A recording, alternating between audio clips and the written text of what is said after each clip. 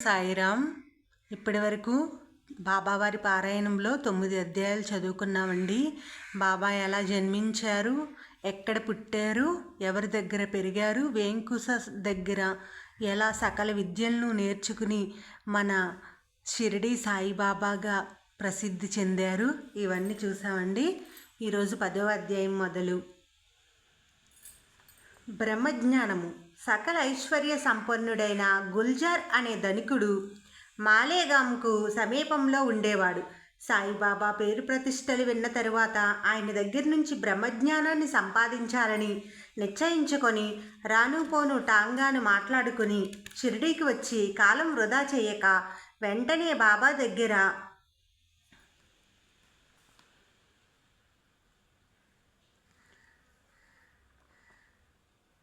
త్వరగా బ్రహ్మజ్ఞానాన్ని బోధించమని తిరిగి వెళ్లేందుకు సిద్ధంగా తెచ్చుకున్న టాంగాలో వెంటనే వెళ్ళిపోవాలని చెబుతాడు. అందుకు బాబా, మిత్రమా, నీవు ఆదుర్దా పడవద్దు. ఇప్పుడు బ్రహ్మమును చూపెదను. నా బేరమంతా నగదే కానీ అరువు ఉండదు. నా దగ్గరకు వచ్చి అందరూ స్వార్థపూరితమైన కోరికల్నే కోరతారు. నీవలే బ్రహ్మజ్ఞానాన్ని కోరేవారు చాలా తక్కువ మంది అంటూ ఏవేవో మాటలు చెబుతూ అతనికి ఆ విషయం మరిచేటట్లుగా చేస్తారు.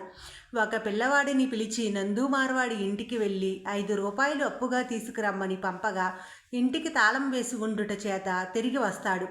ఈసారి ఇంకొకరి ఇంటికి పంపించగా మళ్ళీ అలాగే అవుతుంది. మరో 2 చోట్లకు కూడా పంపగా నిరుపయోగంగానే తిరిగి వస్తాడు. బ్రహ్మజ్ఞానం కోసం వచ్చిన వాని వైపు చూసి, నీ జేబులో 55 రూపాయలు నోట్లున్నవి. బ్రహ్మజ్ఞానంను వెంటనే తీసుకుపోయేందుకు ఇది ఒక వస్తువు కాదు. నీవు గమనించగలిగేందుకే ఈ కథనంతా నడుపుతున్నానంటారు బాబా. ఆ పెద్ద మనిషి బాబా 5 రూపాయల కోసం ప్రయత్నిస్తుంటే తన వద్ద గల డబ్బులో నుంచి కేవలం 5 రూపాయలు కూడా బాబాకు ఇవ్వలేకపోయాడు. అది కూడా అప్పుగా. అలాంటి పిసనారికి బ్రహ్మజ్ఞానం ఎలా బోధపడుతుంది? బాబాకు డబ్బు ఇవ్వకపోగా బ్రహ్మజ్ఞానం కోసం తొందర పెడుతున్నాడు. ఎక్కువ ఆలస్యమైతే టాంగాబాడుక పెరుగుతుందనే భయం అతనికి. అప్పుడు మళ్ళీ బాబా తన ప్రసంగాన్ని అతనితో ఇలా సాగిస్తారు. ఓ మిత్రమా, బ్రహ్మజ్ఞానం అనగా ఆత్మసాక్షాత్కారమే. ఆత్మకు బ్రహ్మకు భేదం లేదు. జీవుడే దేవుడు. ఈ శరీరంలో గల ఆత్మను దర్శించాలంటే 5 భగవంతునికి సమర్పించాలి. అవి 1 పంచప్రాణములు, 2 పంచేంద్రియములు, 3 మనస్సు, 4 బుద్ధి, 5 అహంకారము. ఇవన్నీ మనిషికి అంతర్గతంగా ఉండేవి. బహిర్గతంగా ఉండే సంపద పరిత్యజించడం చాలా తేలిక. అంతర్గతమైన ఈ 5 విషయాలను త్యజించడం చాలా కఠినమైన విషయం. పదునైన ఆ కత్తి అంచుపై నడవడం లాంటిది. బ్రహ్మ వస్తువులని వదల్లేని వారు పూర్తిగా వ్యామోహంలో ఉన్నట్లుగా అర్థం. అలాంటి వారికి అంతరంగికమైన ఈ 5 విషయాలు అర్థమే కావు. అంతేకాక ఆత్మజ్ఞాని కావాలనుకునేవాడు ముందు ఈ విషయాల్లో జాగ్రత్త ఉండాలి. మోక్షము లేక ప్రాపంచిక బంధాల నుంచి స్వేచ్ఛ పొందాలనే తీవ్రమైన కోరిక ఉండాలి. ఇహలోక విషయములపైన, పరలోక ఆశలపైన కూడా విసుగు, విరక్తి కలగాలి. మానవుని ఇంద్రియాలు ఎప్పుడు శరీరానికి బయట గల విషయాలను చూచినట్లు అలవాటు పడినవి. వాటి దృష్టిని బయటి వస్తు సముదాయాల నుంచి వేరు చేసి కేవలం శరీరం లోపల గల ఆత్మను తదేక ధ్యానముతో చూడగలగాలి. చెడు దుర్మార్గపు దారుల నుండి బుద్ధిని మరల్చలేక మనస్సును స్థిరపరుచుకోలేనప్పుడు జ్ఞానము వలన కూడా ఆత్మసాక్షాత్కారము పొందలేరు. సర్వకాల సర్వ వ్యవస్థలయందు సత్యము పలుకుచు, తపస్సు చేయుచు, లోన చూచుచు బ్రహ్మచారిగా ఉండవలను.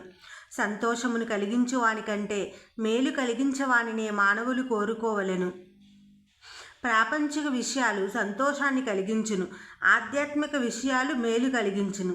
తాత్కాలికమైన సంతోషం కన్నా శాశ్వతమైన మేలు కలిగించే ఆధ్యాత్మిక విషయాలనే కోరుకొనవలెను.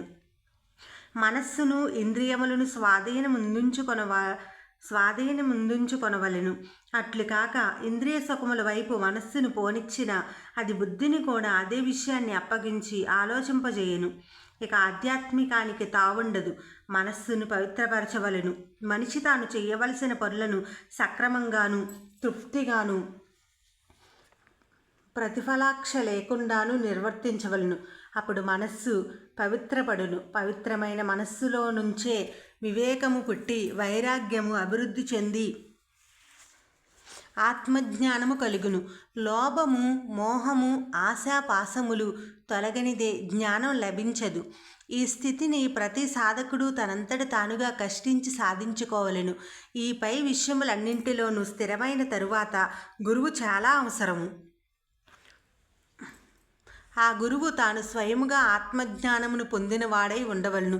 స్వయముగా ఆత్మజ్ఞానాన్ని పొందని గురువులను ఆశ్రయించడం వలన ప్రయోజనం ఉండదు. మొదటి 8 సాధకుడి స్వయం కృషి. దానికి సద్గురు సహాయం తోడైనప్పుడే దైవ కటాక్షం కూడా తప్పక తోడవుతుంది. వేద పాండిత్యం వల్ల కానీ, ధనాధిక్యత వలన కానీ, కులాధిక్యత వలన కానీ, బలాధిక్యత వలన కానీ, మేధాశక్తి వలన కానీ ఆత్మజ్ఞానం కలగదు. అది 1895 సంవత్సరం. బాబా యొక్క మహిమలను స్వయంగా అనుభవించి వారి ప్రేమను ఆస్వాదించిన మహల్సాపతి బాబా యందు పూర్తిగా ఆకర్షితుడై సంసార విషయములందు విరక్తుడైను. ఒకనాడు ఖండోబా ఈయనకు కల్లో కనిపించి, నీ కులవృత్తి అయిన కంసాలి పనిచేయుట కన్నా పని చేయకున్నా నీకు తిండి దొరకదా అని ప్రశ్నించగా, నీ కరుణ ఉన్నచో నాకు తిండికి లోటేమి, నా కులవృత్తిని విడిచిపెట్టెదనని మహల్సాపతి జవాబిచ్చెను. అట్లైనచో నా పాదములు పట్టు విడవకుము అని మరలా ఖండోబా చెప్పాను. ఆనాటి నుంచి ఆయన కులవృత్తిని వదిలి భిక్షక వృత్తిని స్వీకరించెను. క్రమంగా ఈయనకు జీవితం పైన విరక్తి కలిగి సంసార జీవితం నుండి విముఖుడయ్యాను. భోజన సమయానికి మాత్రం ఇంటికి వెళ్ళి వెంటనే వచ్చేటివాడు. మిగిలిన కాలమంతా బాబా సేవ చేయుచుండేటివాడు. రాత్రులందు బాబాతో పాటుగా బాబా పక్కనే పరుండువాడు. 1896లో ఒకనాడు బాబా మహల్సాపతితో, అరే భగత్, పొల్లుపోవుటకు వీలులేని ఈ ఫకీరు మాటలు వినుము. నీవు రాత్రులందు ఇక్కడ నా దగ్గర నిద్రిస్తున్నావు. ఇంటికి వెళ్ళి నిద్రించుము. నీకు 3 ఆడపిల్లలే, మగపిల్లలు లేరు కదా. నీకు కొడుకు పుట్టును.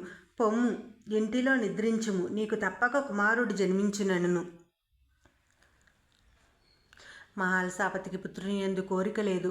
నిజానికి ఆయనకు దేని యందునూ కోరిక లేదు. సంసారపు బరువును పెంచుకుంటకు ఆయనకి ఇష్టం లేదు. అందువలన బాబా మాటలను పట్టించుకోలేదు. బాబా బలవంతపరచగా అతని స్నేహితుడు కాశీరాం షింపి 1896 శ్రీకృష్ణ జయంతి రాత్రి మహల్సాపతిని ఇంటికి తీసుకువచ్చి నిద్రించినట్లు చేసెను. 1897 కృష్ణ జయంతి నాడు అనగా ఖచ్చితంగా 1 సంవత్సరానికి మహల్సాపతికి పుత్రుడు జన్మించును. బాబా పలుకులు నిజమయ్యను. ఈ బాలునికి మార్తాండుడని పేరు పెట్టిరి. పెరిగి పెద్దవాడై బడికి వెళ్ళి వయసులో మార్తాండు మారం చేస్తూ ఉండేవాడు. మహల్సాపతి కొట్టబోగా ఒకనాడు ఆ పిల్లవాడు పరిగెత్తుకుని వచ్చి ద్వారకామాయిలో బాబా ఒడిలో కూర్చుంటాడు. మహల్సాపతి వచ్చి బలవంతంగా బడికి పంపబోతూ ఒక దెబ్బ వేస్తాడు.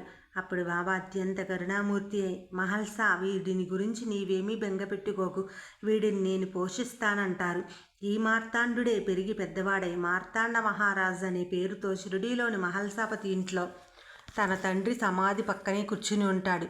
1985 ఈ రచయిత వీరిని కలిసినప్పుడు పై సంఘటనలు చెబుతూ, ఆనాటి బాబా వాక్కు ఫలితంగానే ఈనాడు వరకు సాయి భగవానుడే తన భక్తుల రూపంలో తనను పోషిస్తున్నాడని చెప్పారు. బాబా యొక్క తల్లిదండ్రుల పేర్లు, జన్మస్థలం వివరాలు బాబా తన తండ్రికి చెప్పారని, అయితే ఆనాటి హిందూ ముస్లిం విభేదాల కారణంగా ఆ విషయాలను రహస్యంగా ఉంచారని, తన తండ్రి ఆ వివరాలు తనకు చెప్పాడని, కానీ ఇతరులెవ్వరికీ వీటిని చెప్పవద్దని తన చేత ప్రమాణం చేయించుకున్నాడని, ఆ కారణం చేత బాబా యొక్క చిన్నతనం వివరాలు తనకు పూర్తిగా తెలిసినా చెప్పకూడదని చెప్పారు. 1986లో వీరు మరణించారు. బాబా మహల్సాపతిని అతని కుటుంబాన్ని ఎట్లు రక్షించునో తెలుసుకొనిదుము. ఒకనాటి రాత్రి రాత్రి భోజనమునకు ఇంటికి వెలుచుండగా, అరే భగత్, దారిలో 2 పొడుగాటి దొంగలున్నారు, జాగ్రత్త అని హెచ్చరిస్తారు. అదేవిధంగా అతని ఇంటి ముందు ఒక పాము, ఇంటి పక్కన ఇంకో పాము కనిపిస్తాయి. అలాగే ఇంకొక రోజు నీవు వచ్చుచున్నప్పుడు లాంతరు తీసుకొని రమ్ము, దారిలో దొంగను ఎదుర్కోవలసి వచ్చునని చెప్పాను. మహల్సా లాంతరు తీసుకుని మసీదుకు కొంత దూరంలో పాము కనిపించాను. అతని అరుపులు విని గ్రామస్తులు వచ్చి దాన్ని చంపిరి. 1908లో ప్రాంతంలో మహల్సాపతి కుటుంబం సభ్యులంతా వ్యాధిగ్రస్తులైరి. బాబా దర్శనార్థమునకు వచ్చిన ఒక వైద్యుడు వారికి మందులిచ్చెను.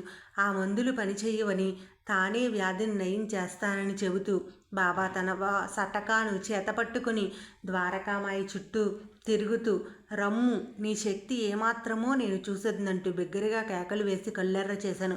వెంటనే వారి కుటుంబ సభ్యులందరూ ఆరోగ్యవంతులైరి. బాబా సటకాతో దండించి కోపగించి అరిచినది మహల్సాపతి ఇంటి ఉన్న వ్యాధిని గురించి అయి ఉండవచ్చును. ఇంకొకసారి మహల్సాపతి భార్య పుట్టింటికి వెళ్ళిన అక్కడ ఆమెకు కంఠవాపు వ్యాధి కలిగి బాధపడుచుండెను. షిరిడీలో బాబా మహల్సాపతితో, నీ భార్య తీవ్రమైన కంఠవ్యాధితో బాధపడుతున్నది, ఆమెను నేను తప్ప ఇంకెవరూ రక్షించలేరు అన్ను.